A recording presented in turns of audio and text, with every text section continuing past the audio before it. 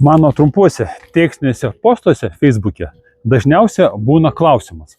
Klausimai ten būna ne šiaip savo, klausimai būna įdomus ir jeigu žmogus mąstantis pabandytų susimastyti prie tų klausimų, paieškoti atsakymų, tai būt kažką tai gal ir ką nors dasigalvotų.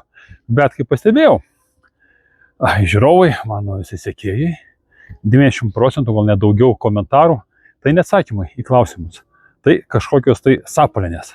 A kaip galvojat, kas būna, kai žmogaus klausi klausimą, a jisai neatsako? Tai galbūt dėl to, kad nežino. Tai aš kaip suprantu, didžioji dalis mano žiūrovų net negali atsakyti į tuos iš pirmo žodžio atrodo paprastus klausimus. A kai nežinai atsakyti, tu negali pasakyti, kad aš nežinau, nes pas juos yra problemos su savivertė. Žmogus, kuris su savivertė yra normaliai kitokie, geras klausimas, nelabai žinau atsakymų, gal paieškom kartu atsakymų, kokie tai būtų atsakymai. O tie, kurių su savivertė lygi plintusui arba nuliui, jie rašo visokias nesąmonės. Tuot, mėlyjeji, tie, kurie dar kažkiek tai mastot, ir nors susimastyti, tai pažiūrėkit, kokia jums pirmoje eilėje kyla reakcija, kai paskaitot mano klausimus. Nes aš esu tik tai jūsų veidrodis. Ir aš jums labai gerai parodau tas vietas paryškinu jūsų pūlinius, kur jums labai skauda, žiūrint į mane, klausant manęs. Ten yra jūsų augimo taškas. Bet aišku, čia žuvytės galit nežiūrėti, čia jums yra per sudėtinga. Jeigu jūs tuos taškus pūlinius iškapstysit, jie užges. Jūsų gyvenimas pasikeis. Eisit prie kitų pūlinių.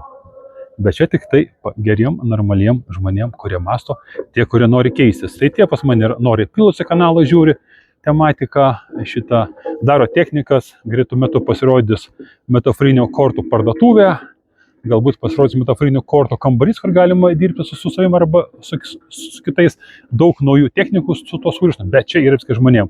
Žuvytės garantuoju parašys, kad pastau durni klausimai, durni klausimas nėra ką sakinėti. Aš nežinau, kokie gali būti durni klausimai. Prašykit, mėlyjeji, kokie klausimai, kur bent durnų klausimų pavyzdį. Nu, pavyzdžiui, ar aš debilas? Taip, aš debilas. Čia nedurnas klausimas, čia yra rimtas klausimas. Ar aš ubagas? Taip. Ar aš bombras? Taip. Ar aš pideras? Ne. Ar aš homoseksualus? Ne. Man patinka moterys. Tai už to vietoj nematau, ką gali būti durni klausimai.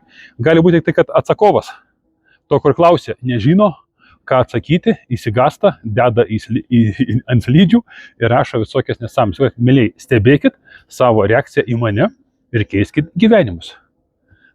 Bet kokia atveju, ką tu stebėsi, nekeisi, čia yra protingiem žmonėm patarimas, bet kokia atveju tu esi nuostabus, jeigu pažiūrėjai iki čia ir dar parašy komentarą.